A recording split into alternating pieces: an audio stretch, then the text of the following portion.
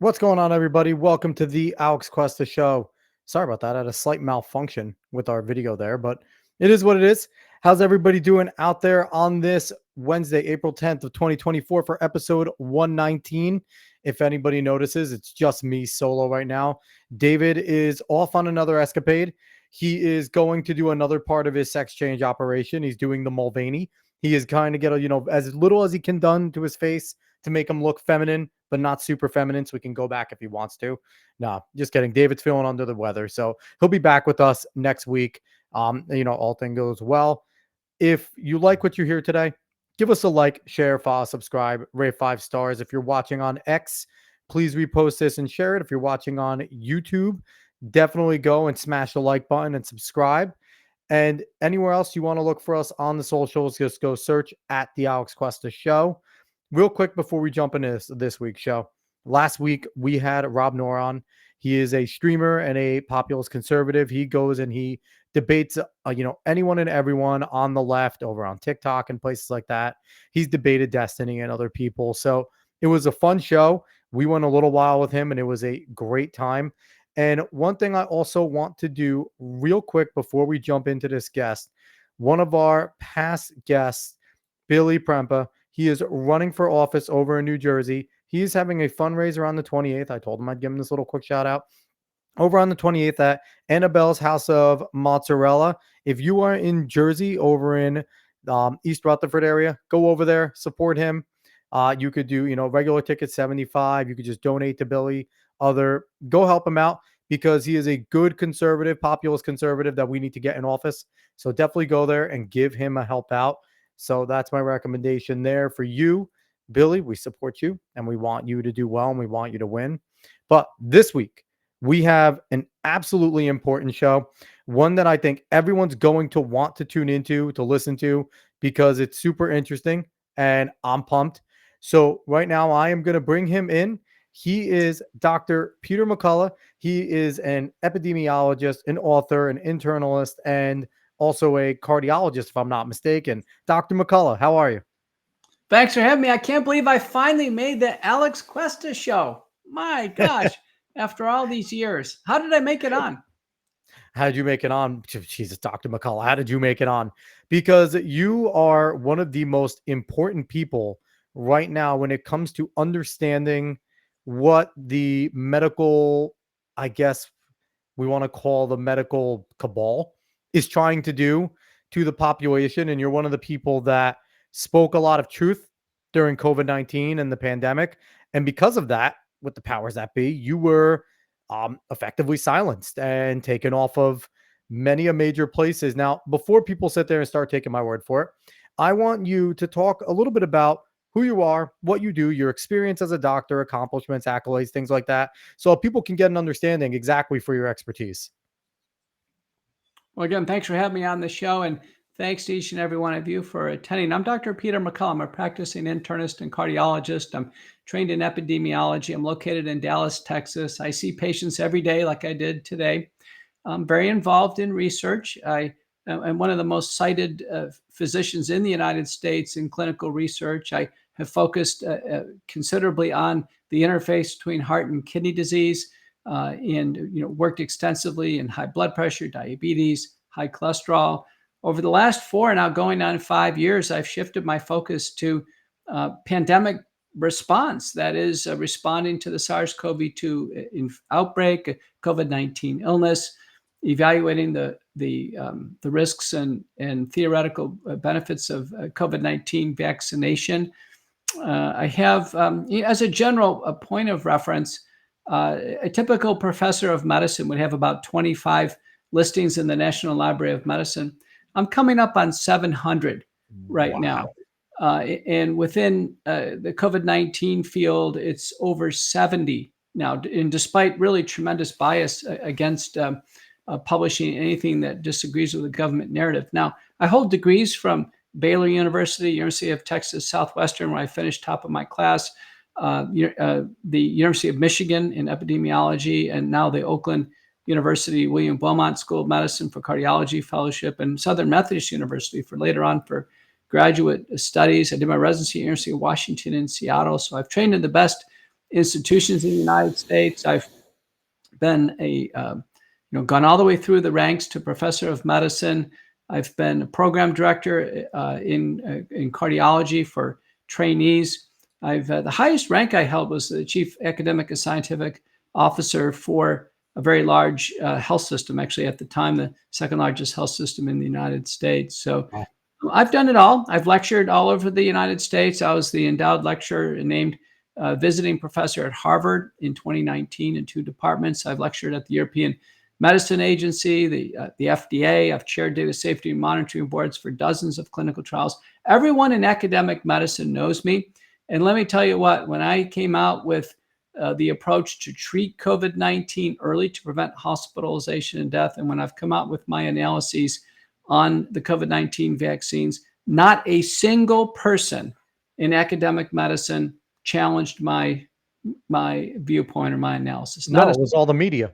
It was all the media that wanted to poo-poo you and other people like Dr. Malone and, other personalities like Joe Rogan, who came out for treatments that, if I'm not mistaken, found to be effective around the world in terms of early treatment. Now, I don't think you guys were necessarily saying like when it is full blown and it's upon you, this is going to really work great. But I thought a lot of it initially, what you guys were preaching for was, hey, if you can be in the early stages and you can find this is super effective in the early stages. Am I correct with that? Yeah, it's true. It was early treatment was the key. Now I treated now thousands of patients. I've lost a few, so it can be a fatal illness. I don't want to minimize SARS-CoV-2 infection. Fortunately, there was a learning curve. 2 major developments reduced hospitalization and death. One was actually just getting early treatment, but we're talking in the first day of, in multiple drugs. No single drug is necessary nor sufficient. We need to use drugs in combination. And then the second is developing immunity. Once people have had it once, the second, third infections are milder. But this wasn't about any single drug. It was about a protocol. So it was published as the McCullough Protocol in the American Journal of Medicine, became the Association of American Physicians and Surgeons Bedrock Treatment Guide. It was 2 highly cited peer-reviewed papers, American Journal of Medicine, then Reviews in Cardiovascular Medicine, and we adapted. McCullough Protocol broadly used virucidal nasal sprays and washes that were supported by trials. We used monoclonal antibodies when they were available. In the first 2 years of the pandemic, remember, we had no oral emergency use authorized drugs, none. So we used hydroxychloroquine, ivermectin, later on, Paxlovid. How dare you use horse medicine? How dare you? Well, the point is we didn't have anything else. When Paxlovid came, molnupiravir, those could be used, azithromycin, doxycycline, aspirin, prednisone, colchicine. And so how this happened is we needed products that had a signal of benefit, acceptable safety, and to be available. And then we are adaptable over time. That's how the McCullough Protocol worked. And, I didn't get on TV saying, oh, this drug is a miracle drug or that drug's. And I wasn't pushing any drugs because we knew that in the original version of the McCullough Protocol, we knew that only high-risk cases needed to be treated. The vast majority of people needed no treatment. So I wasn't pushing anything, but yet the press cast me as pushing one drug or another. The press casted me in one political party or another. They were never right about that. I mean, it was really astounding what was going on. And when you love that when the press does that, they hook on to their narrative and things like that. And and I want to explain to people, because I don't know if many people know what an internist does or an epidemiologist does. Those names are thrown around. An internist, you specialize on the internal organs, the system of the body, the function of the internal organs. And an epidemiologist is someone that is studying the way the drugs also affect these things. And so you're specializing in something that we really should have been using, right? Your expertise more and more, because this is kind of what you train for, these types of pandemics. And, you working in tandem with other infectious disease doctors and things like that. Like, this should have been a more hands-on team approach than I think that it was, where all of a sudden we're looking at, Dr. Fauci on TV and we're following everything Dr. Fauci says, and Dr. Birx and everything, and all the things that she said. And it's like, and then any doctor outside of those two that weren't towing the line all of a sudden they were quacks. All of a sudden they were, you became a huge right-wing celebrity. And I don't think it doesn't seem like that was your intention, that your intention was to provide the best care. And, something about medical care, it's a science, right? Not every doctor is going to agree on the exact treatment, but there usually becomes a consensus of, like you said, these are the accepted drugs that we know to show some effect in some patients, not all, right? So when you're looking at what's going on to you, and now all of a sudden you're being asked to come on, big time shows on the right. You're being asked to come on things on like The Blaze, right? Timcast, Hannity, like Fox News. And are you sitting there looking around going, I've avoided this my whole life. I became a doctor to help people, not to be a politician. Like, what the hell's going on here? Well, and I've told actually all the news outlets that I'm a political independent. I voted on both sides of the ticket. I have no problem doing that. I've been very hard on Trump and Biden. Now, this is very important. I've been hard on both Trump and Biden. And so, as we should, there are employees. They shouldn't be treated as kings because they're not. And, I've been on ABC News. I've been on, and I'm happy to go on any channel. But you're right. People they want to try to label us. And, they always say, what happens when you mix medicine and politics? You get politics. And I did grow to become a public figure. I have more followers on Twitter than most political candidates do. I know you have 1 million followers. That's fantastic. And they run unfollow programs and all these censorship programs against me. So I've had some consultants say that in terms of the real number of people who actually are seeing my thoughts every day, it's probably in the tens of millions. I've been on, I think I've been on 5 times. It's on Twitter right now, but I've been on 5 times on Daystar. And Daystar, the most recent indication was the reach was 2.7 No, I lost you for a second. billion. 2.7 billion with the B. So the bottom line is, I'm not worried about about being censored, what have you, but I am worried about people being harmed.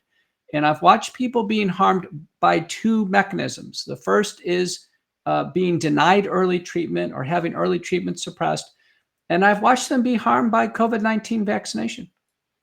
Now, is this nefarious on a lot of the doctors' parts right now? Or is it something where, unlike yourself, there are some doctors who are scared, right? Because I feel like you're somebody who's not scared. You're going to try and do the right thing. And, maybe it comes with the fact that you have your tenure, you have your position in the medical world, and you're not as worried about things because people know who you are. But I feel like, are some doctors doing this for nefarious reasons to collect from the pharmaceuticals? Or are there more doctors that are just kind of like, hey, I don't want to lose my position in a practice. I don't want to lose my practice. I got to feed my family. I want to continue to be a doctor. What do you feel is more to blame in terms of the way doctors treated this? Well, let's talk about doctors as a big group getting on the wrong side of issues. So around 1850 or so, Ignaz Semmelweis in Vienna, Austria, noticed that doctors were spreading infections doing pelvic exams from in women, actually from cadavers into women. Oh, in 1850, he said, no, he did the research, said, no, we need to wash our hands. And you know what? Doctors did not follow him. They disrespected him. They censored him. They slammed him for 15 years. And those doctors were on the wrong side of the issue. Sir Austin Bradford Hill in around 1949 said smoking causes lung cancer. Do you know that doctors smoke? They advertise cigarettes. Nurses smoke. They advertise cigarettes. This went all the way to the tobacco settlement, 1999. So let me tell you what, doctors have been on the wrong side of the issue a lot, and they're on the wrong side of COVID-19, failing to treat patients and now pushing the vaccines. And I think I told Tucker Carlson early on, I said, listen, I think it initially started in fear. I think doctors themselves were fearful of getting the virus, so they retracted. They didn't want to face patients. They didn't have courage to face COVID. That's the title of my book. They didn't have courage to face it. And then later on, as things got deeper and deeper, once they got into the vaccines, the doctors took the vaccines. It's physically in their bodies.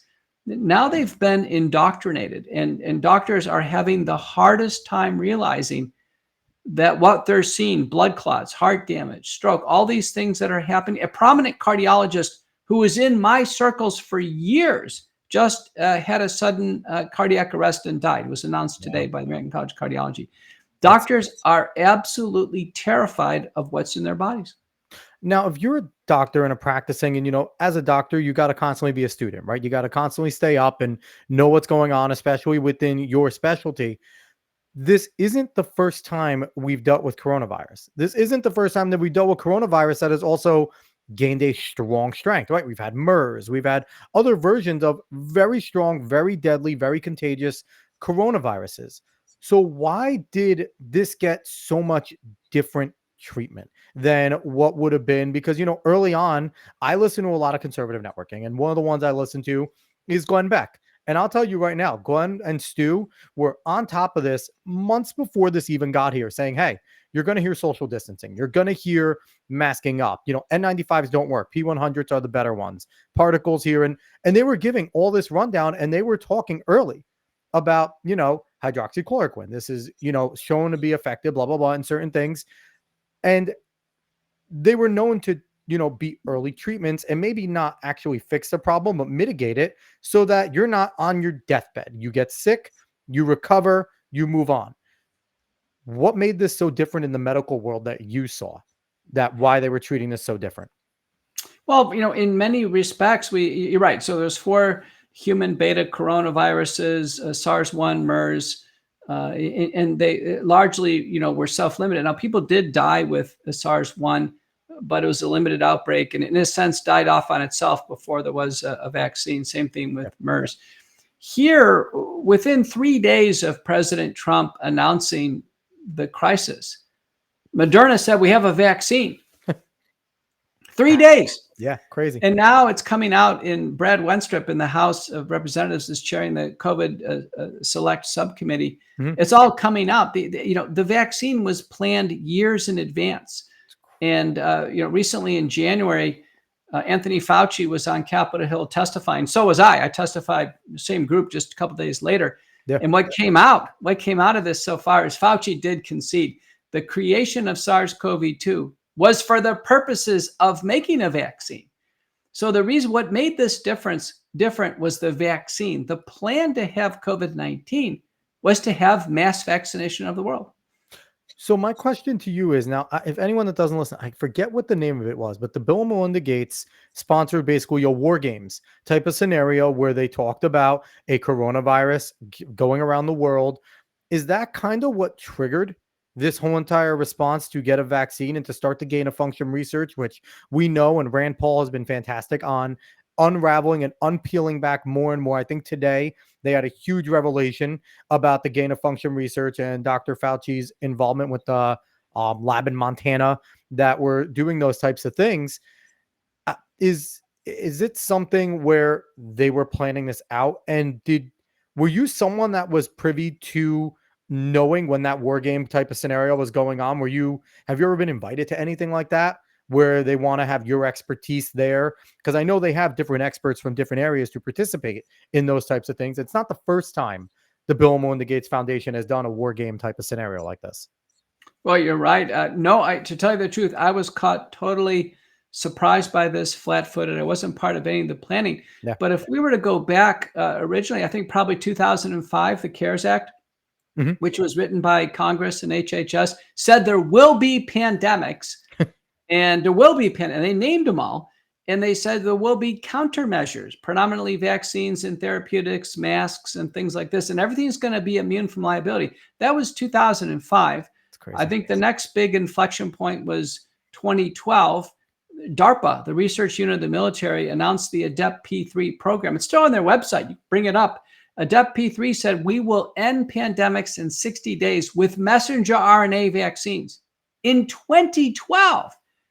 You'd think somebody in the Trump administration would have briefed Trump on that so he wouldn't come out and say that, Operation Warp Speed invented these. No, this was 2012 that this was the military's aspiration. Now we learn that that Dr. Ralph Baric, Anthony Fauci, Peter Daszak at EcoHealth Alliance, Dr. Xingling Ling in China, they were working together for years to create SARS-CoV-2.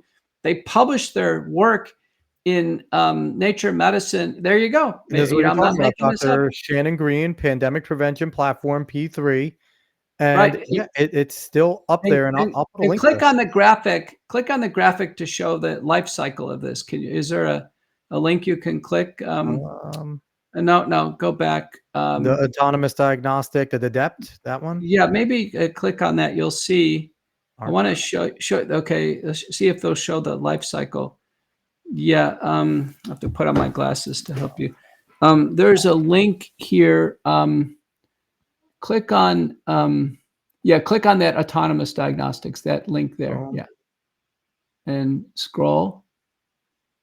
I see tags, similar tag content. Okay, just go back. Let's see. Let's go back up, and there's a life cycle. I think I'm in the wrong spot here. Yeah, but anyhow, you're close. But I'm close. But people can go and mess around with this themselves, and right. But the point is, this is 2012. They had put this out here, and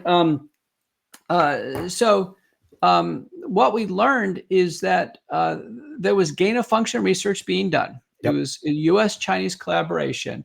It was to make a SARS, a COVID virus that could invade a human respiratory epithelial tract. And in the paper, Vineet Menachery is first author. Ralph Baric is the senior author. The title of the paper is "A SARS-like Wuhan Institute of Virology 1 virus is poised for human emergence." This is in 2015, 2016. They thank the National Allergy Immunology Branch, Fauci. They thank personally Peter Daszak. They say it's gain of function research, but it started before the federal moratorium. It's all laid out there. And they say, listen, we did it. What was he part? EcoHealth Alliance, I think, was the name of Peter Daszak. Right. And that's a huge he's the guy money funneling group that basically Anthony Fauci was wiping his hands clean of the money because they were putting it in the NIH through EcoHealth Alliance, and then EcoHealth was putting it over to Wuhan.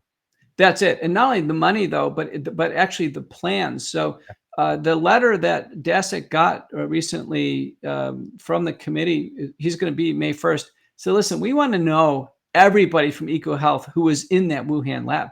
I'd want to know for Daszak, how many times did he go over there? There's a report that he spent like $250,000 of federal funding just flying back and forth. Did Daszak put on a hazmat suit himself? And was he working with Xingling Li as they created COVID? I think all of this is going to come out, but the virus was created for the vaccine.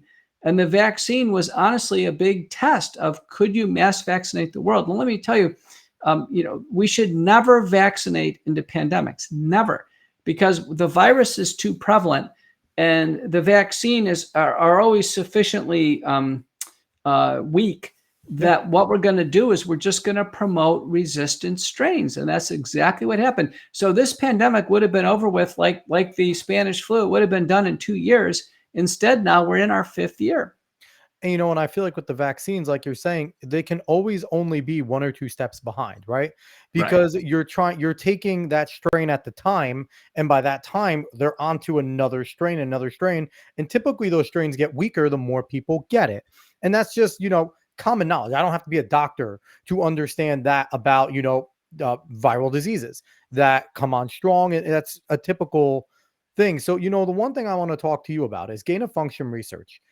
I feel like it is one of the biggest tragedies that nefarious people are the ones that are doing it, because in theory, gain of function could be fantastic, right? If it is done in the proper way, where we're sitting there and tackling these tough issues and in a very close way, trying to find things out in a good way, right? Like but it's being used for nefarious purposes, like we're talking about here, where, you can look at certain, like any sort of viral things. And I understand kind of the excuse of we want to be prepared, right? But being prepared is different than being, I guess, aggressive and trying to create new things just for the sake of creating them. And, and Rand Paul's pulled up many things about Dr. Fauci having, monetary gain involved in a lot of the vaccinations. So it is completely sad. So you have been kind of in the media, at least, brought through the ringer in terms of, you're a vaccine denier and you're just all these things, and you're promoting misinformation and disinformation. And it's a fun fact, as this was going up on YouTube, and I created the event right underneath right away, find COVID-19 misinformation and how to spot it right here. And it's just funny that, whenever you're brought up, someone who, like you said, cited 700 times, 70 times just on SARS-CoV-2 alone, to have that there, it's like the peer review process is still the peer review process, even though it can be flawed. In order for you to get those publishings, there has to be enough people saying, no, what he's saying is sound enough to be put out to his peers, to be researched and to be challenged, right? So it's bizarre that they would do that. So you talked about we're in the 5th year of the pandemic. I feel like most people are looking around going, COVID's over. What do you mean by we're still in the 5th year of the pandemic? Well, we're still seeing a push for worldwide mass vaccination. There still are reports of death. Recently, I had a patient report that their elderly relative is death. I still have some patients getting sick right now. Remember, it started in early 2019. We had all of 2020, all of 2021. 2022 was Omicron. We've been in 2023 was Omicron. So we're now actually, 5 going into the 6th year. This is starting to be a long time. But let me tell you what, the most important, I guess, claim I could make is that I haven't been wrong on anything through the pandemic. I've been very evidence-based. People can't say, well, you were wrong on this. No, it's not the case. What YouTube is doing is they're actually, they're performing propaganda. Absolutely. So you mentioned one of 6 important propaganda tools or terms. People should recognize this. These terms are not scientific terms. They're not medical terms. They're propaganda terms, and they are misinformation, disinformation, malinformation, anti-science, anti-vaxxer, and conspiracy theorist. And I can tell you the reason why is they were used extensively in Nazi Germany as propaganda tools. Listen, so anybody using these tools ought to go right back to World War II and see what side they want to be on. These were extensively used here, and they're used by people who are trying to gain a power dynamic. So you can imagine if YouTube casts me as misinformation, then what? YouTube has the power, right? They have a power dynamic over me. If Peter Hotez in Houston, who's a vaccine promoter, if he calls you the anti-science, what he's saying is he holds science and you don't. And science is a process. You're not for or against it. It's a process. If you use the term conspiracy theorist, which is actually an official intelligence community term, somehow that's casted as a tinfoil hat. So, a great video out there. Why don't you bring it up? www.rationaltheorist.com, because I'm in it. And let's play that, Alex. Let's play rationaltheorist.com. Sure. So everyone can learn what we're talking about. While you're doing that, I'll give credit to Monica Schmidt in Australia who came up with this, www.rationaltheorist.com. So we don't have conspiracy theories. Let me pull that up real I'm putting a challenge on the Cuesta power, the power slower than I'd like here. Yeah, well, I tell you what, they're probably running all kinds of attack programs now that I called out that URL. But but let me tell you that we don't have conspiracy theories. Here we go. You want me to play it now? Yeah, see if you can crank up the volume. Yep. The central bankers can dictate the rules of when and how you can use your money. What are you watching? Oh, I didn't know it's some conspiracy theorist spreading the usual rubbish. Yeah, but isn't she some kind of investment banker? What if she's right? Right? Come off the grass, she's a conspiracy theorist. With COVID-19 vaccines, there isn't a single paper in the New England Journal of Medicine, JAMA, Lancet, where the conclusion is the risks of the vaccines outweigh the benefits. Do you think that it could be true?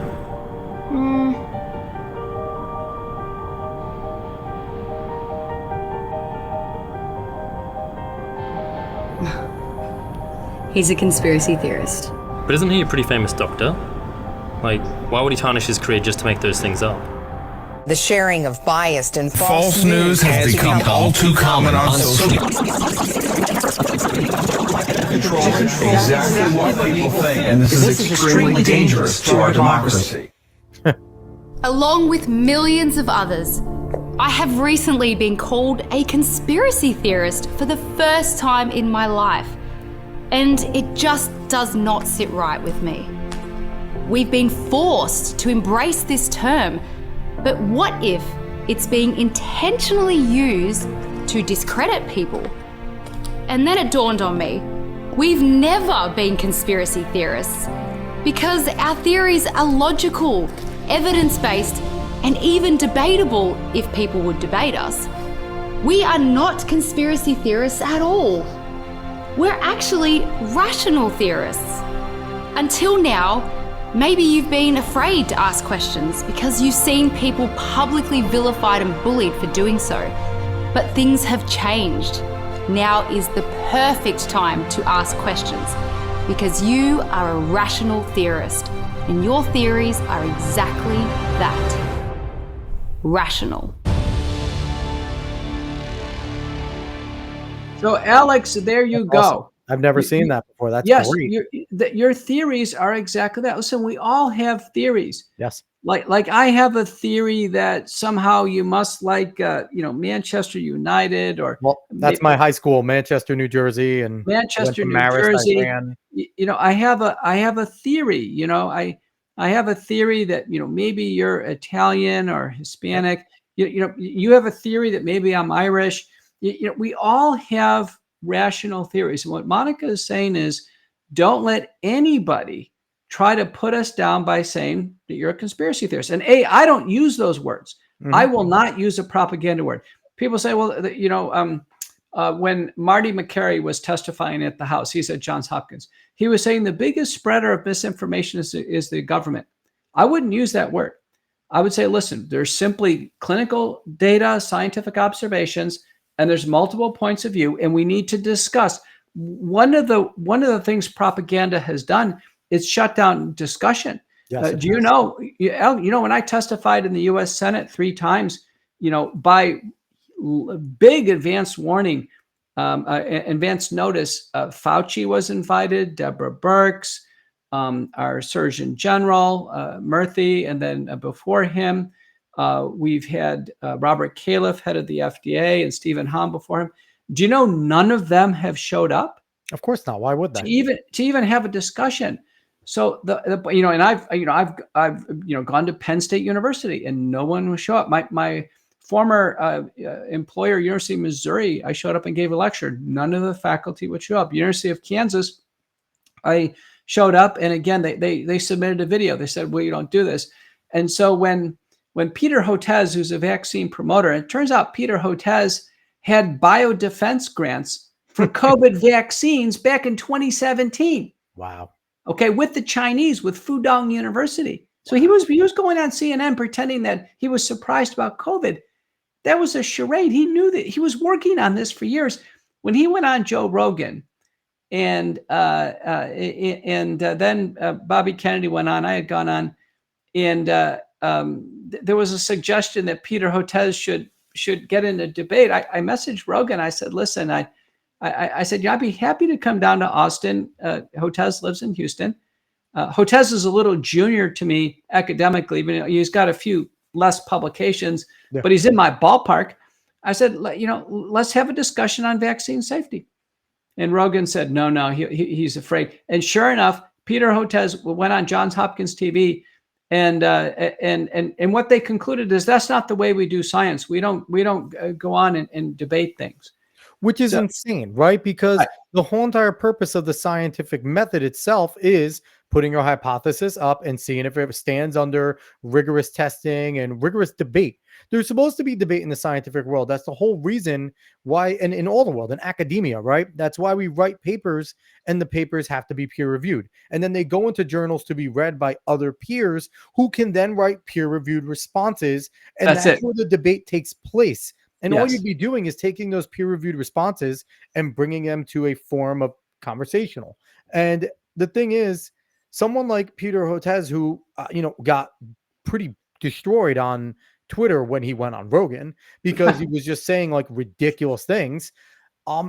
He's somebody that he knows. And if you're a full-on leftist and you are kind of towing the line, because right now it is less of, someone like yourself who's concerned with people's health.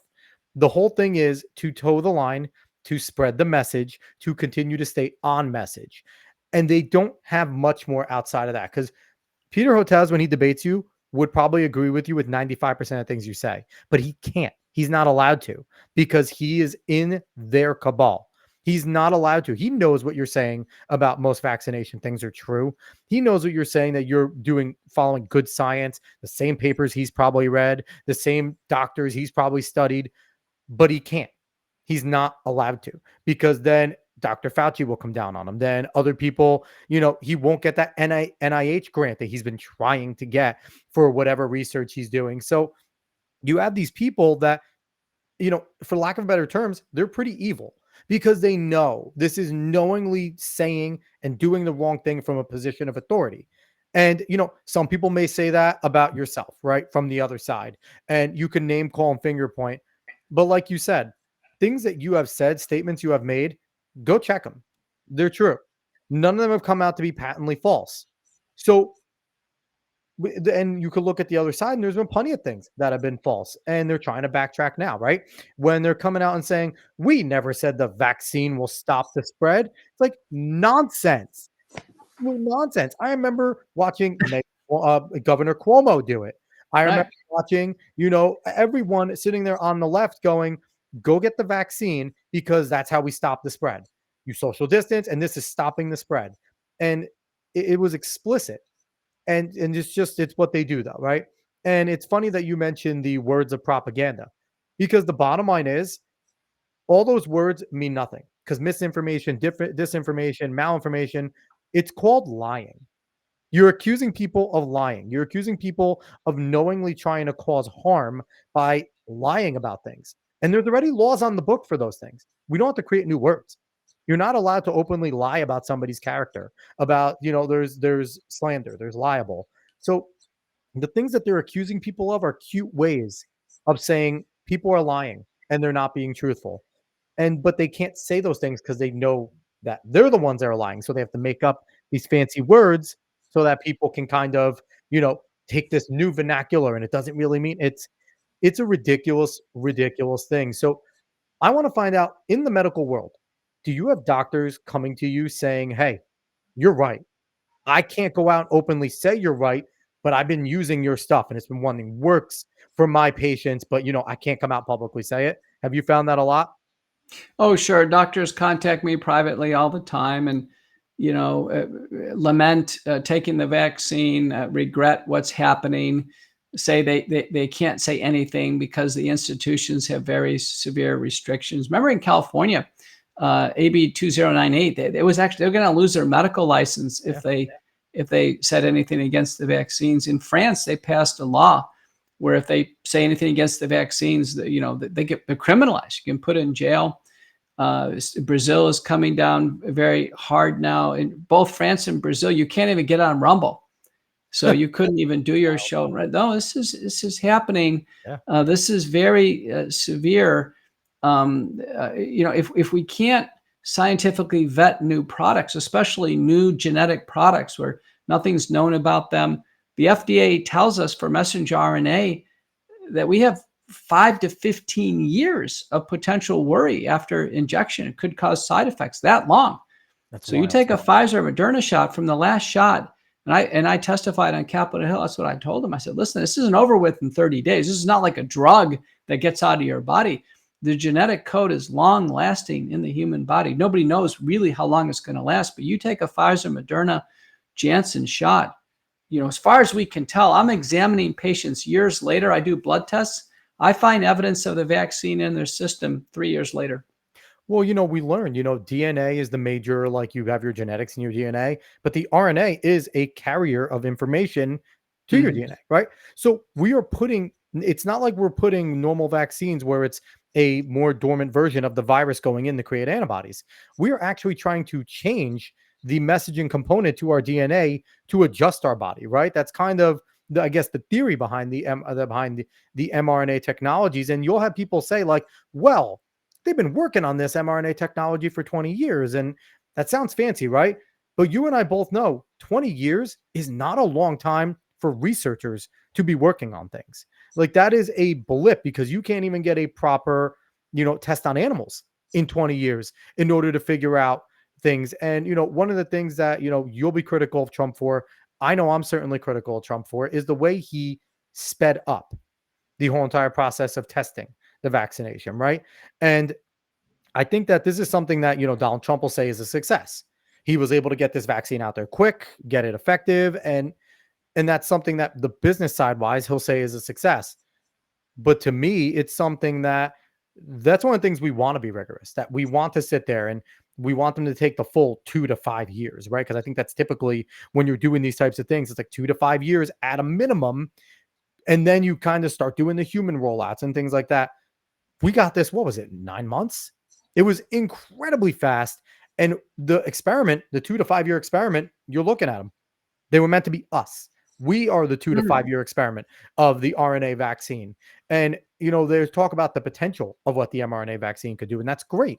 I love great medical potential, but I'd rather not have it find out if it's me, my kids, my wife, my family. So it's correct me if I'm wrong on anything that I said about all that stuff. Well, you're certainly right. Now, in a paper by Lalani, they indicate that, there's been a love affair with messenger RNA technology since 1985. Goes back that long. Wow. The U.S. government has invested billions and billions of dollars in this, in companies all over the world. Do you know there's over 9,000 patents on messenger RNA? 9,000.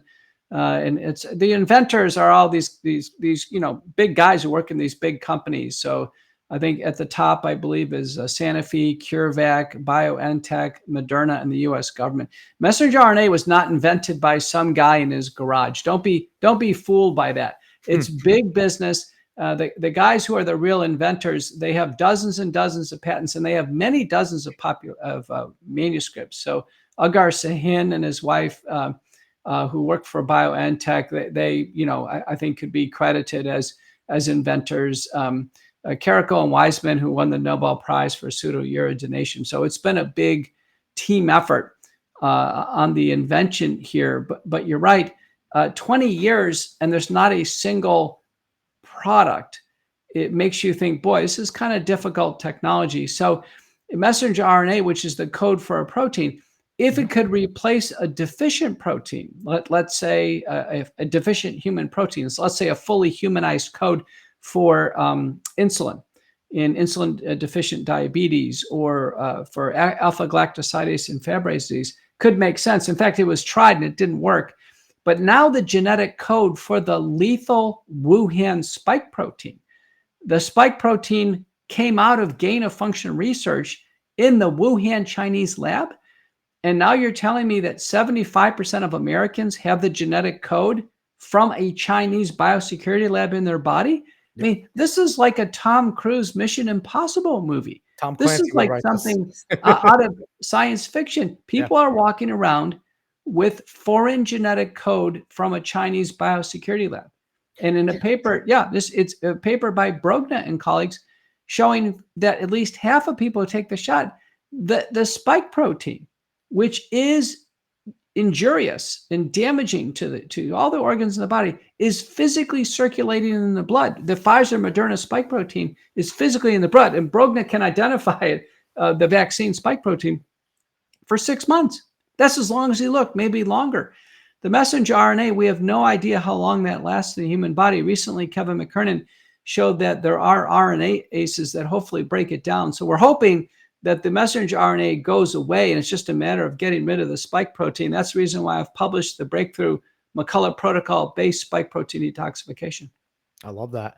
So this might be a little far and this might be too much, but could this, what they're doing with the mRNA technology, could this be kind of like a light eugenics a little bit? Because like eugenics is trying to kind of, work on humans to figure new things out to cure other humans, but in a very terrible way. The best way to put it, like awful.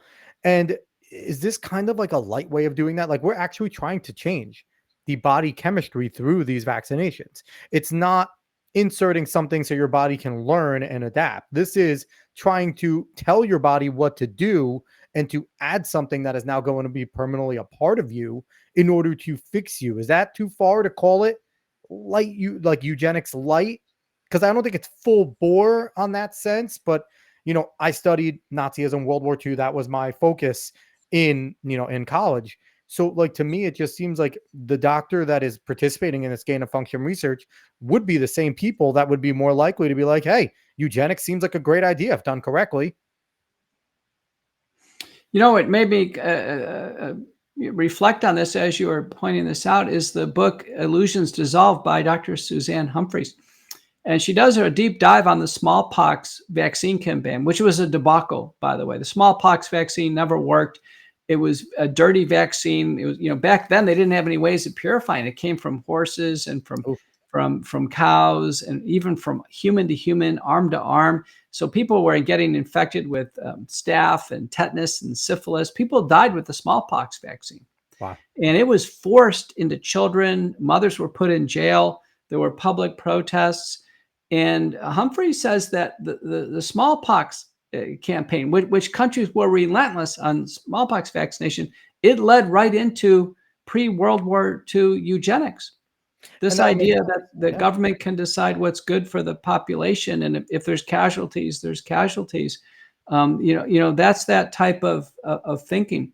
But what we know now is that the COVID-19 vaccine, certainly the genetic ones, and by the way, we only had one non-genetic one in the United States. That was Novavax. Nobody ever talks about it. Still on the market. It was a protein-based vaccine, no genetics. And I've always said, listen, if somebody had a gun to my head and I had to take a vaccine, it would be Novavax. It wouldn't be the genetic vaccines, because at least it's the spike protein. Sooner or later, you got to get rid of that stuff. But there's no genetics involved. Under no circumstances would I take an injection of genetic code. There's no way. And so with Pfizer Moderna, the messenger RNA, in a paper by Marcus Alden using Pfizer, the senior author is Yang D. Marinis, they did show part of the Pfizer code get incorporated into human DNA in a human hepatoma cell line. Now, they specifically picked the reporter region, a 444 base pair region out of the 400 or so base pairs, but it reliably got into the human genome within about 6 hours. No one's ever refuted that paper. And I have to tell you, I'm concerned that people who took the shots, they may have a mosaic of cells now where some of their cells are normal human cells and some of the cells have been transformed. They contain the code of Pfizer Moderna, and they may be producing spike protein low level now permanently. If this gets into the gametocytes, which would be the sperm and the egg, they can pass it on to children.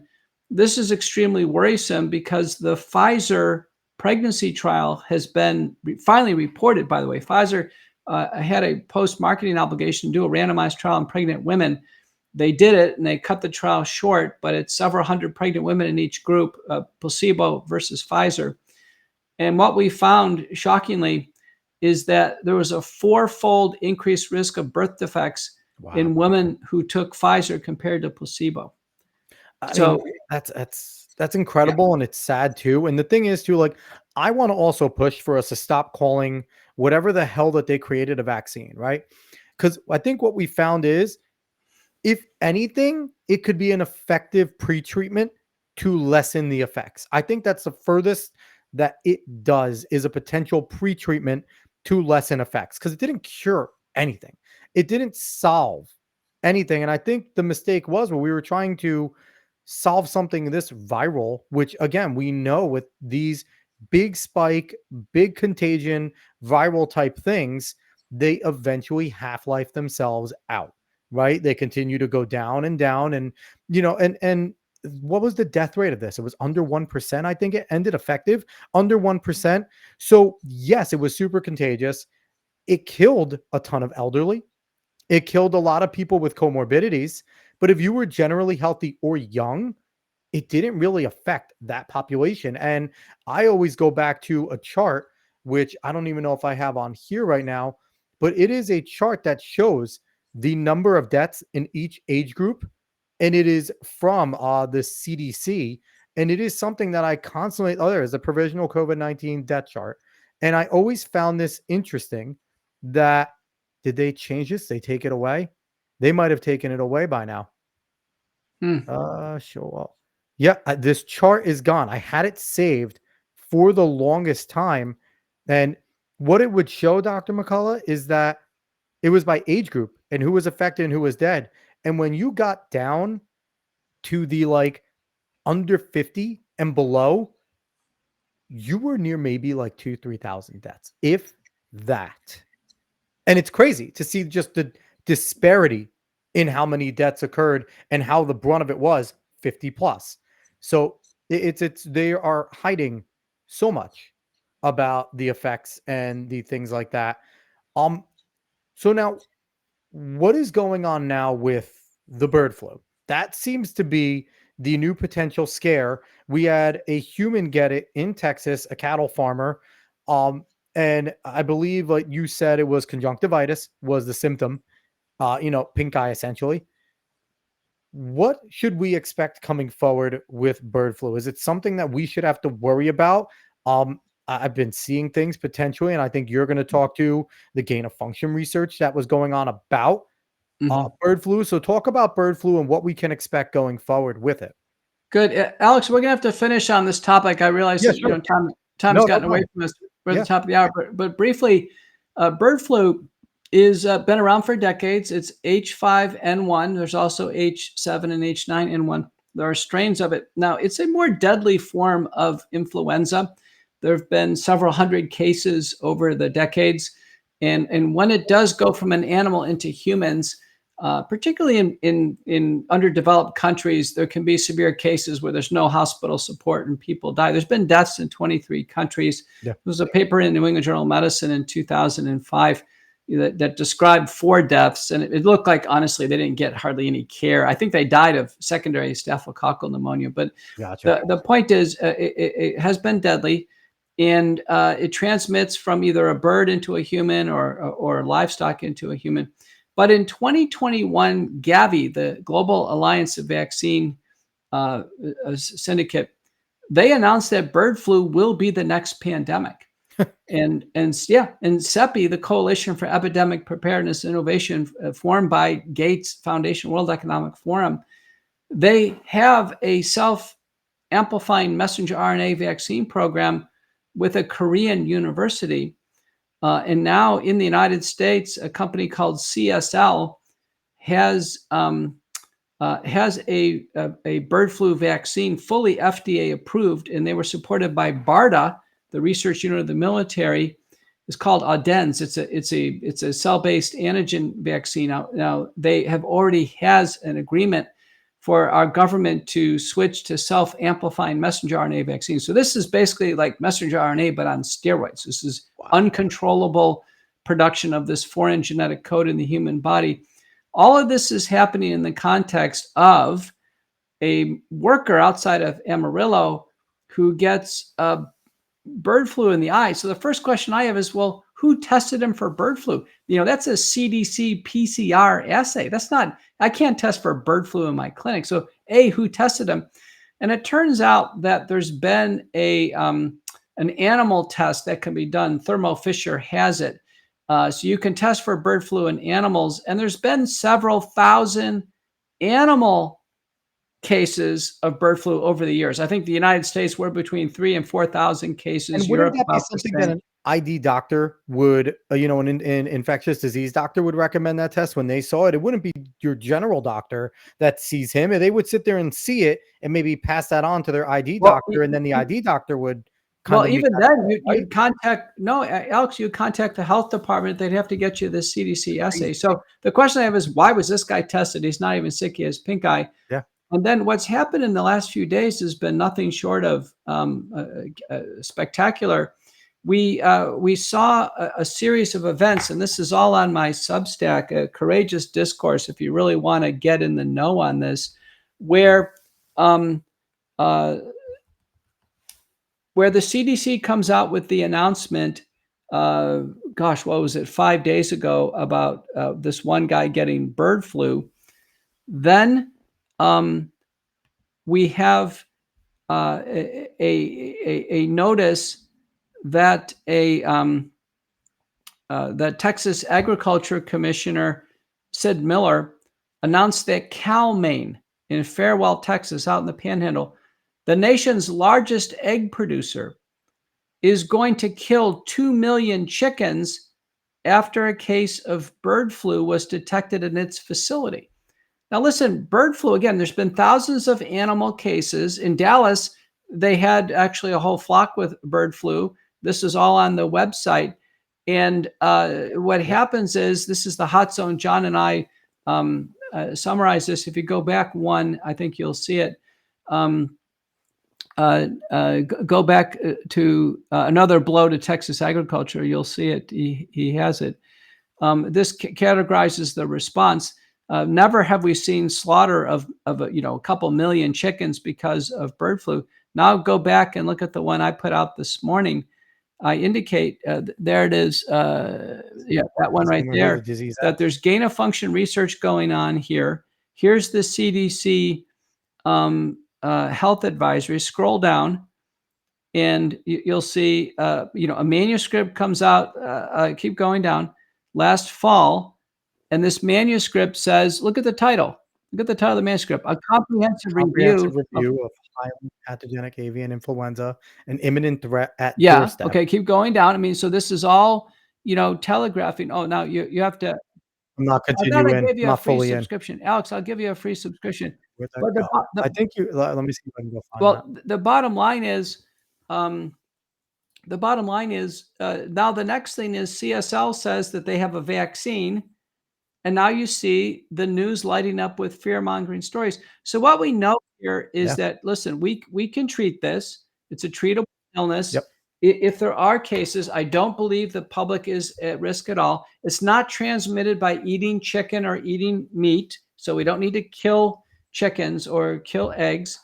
And what's going to happen here is, I think we're going to see a giant push by the vaccine, what we call the Bio-Pharmaceutical complex, to push a narrative of fear and then vaccination. And I anticipate it'll first be in poultry and cattle farmers and workers, and then it's going to spread into the general population, where really all we need to do is be prudent. We know the virucidal nasal washes and sprays work, like povidone iodine would be great. There's good in vitro data for that. We know that we have 4 influenza drugs we can prescribe, Tamiflu being one, but there's many others. And of course, we have antibiotics in modern care. So for the seniors who get the bacterial superinfection, we can manage it. So at the wellness company, where I advise as a chief academic and scientific officer, it's a nationwide health alternative, we're going to actually broaden our contagion kit,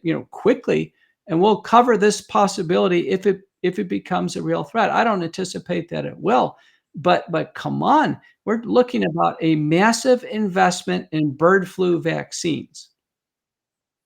And and the thing is too, and I see this, and I'll let you go after this. Well, I appreciate you giving me this hour. I'd love to have you back on some point in the future as well. I feel like we could go more if we wanted to, but I feel like this is a combination of two things, because World Economic Forum has been talking about getting us to eat bugs now for years.